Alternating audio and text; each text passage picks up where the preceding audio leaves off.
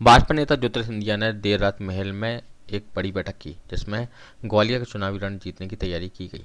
Jai Vilas palace में देर रात तक अलग अलग समाजों की बैठक ली गई। ग्वालियर दक्षिण विधानसभा को जीतने के लिए तैयार किया गया एक प्लान।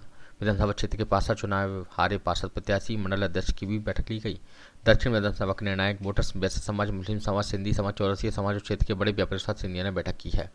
दक्षिण विधानसभा से पूर्व मंत्री नैन सिंह कुशवाहा चुनावी मैदान में है, जो कि 2018 में मध्य प्रदेश की सबसे छोटी हार 121 वोट अंतर वाली हार का उन्हें सामना करना पड़ा था।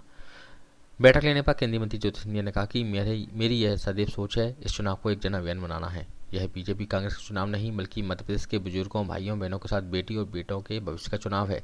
यह एक जन अभियान है और एक जन आंदोलन होना चाहिए। जिस सफर पर हम, उस सफर पर सभी रहेंगे। मध्य प्रदेश को आगे बढ़ाएंगे। देश के अंदर एक एक जन जन के विकास को प्रगति में अपना हम पूर्ण उत्थान के साथ मेहनत करेंगे। उन्होंने कहा 150 सीटें हम जीतने वाले हैं, ऐतिहासिक सरकार बनाने वाले हैं। हर व्यक्ति को अपना हक है, अपनी सोच, अपनी विचारधारा। मैं कभी सीटों की गिनती कभी नहीं करता। मैं केवल जनता की आशा अभिलाषा और उनकी आशा अभिलाषे पे खड़े उतरने की कोशिश में करता हूँ, और मुझे पूरा विश्वास है कि जनता का आशीर्वाद भारतीय जनता पार्टी के साथ रहेगा। मैं कोई नंबर कभी नहीं देता, क्योंकि मैं ज्योतिष नहीं हूँ, मैं तो जनसेवक हूँ।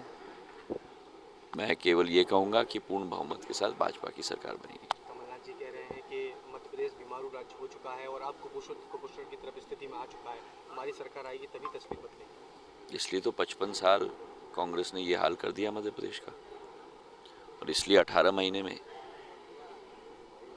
वापस बेहाली के प्रति तरफ, भ्रष्टाचार की तरफ, वादा खिलाफी की तरफ कांग्रेस पार्टी ये प्रदेश को ले गई थी। आपने सब कुछ मेरे विश्लेषण में सुन लिया। अलग अलग समाजों की आप लगातार बैठक कर रहे हैं, चुनाव को मजबूती देने के लिए अंचल के साथ मध्य प्रदेश को। मेरी सदैव ये सोच है कि एक जन अभियान बनाने का है हमको इस चुनाव।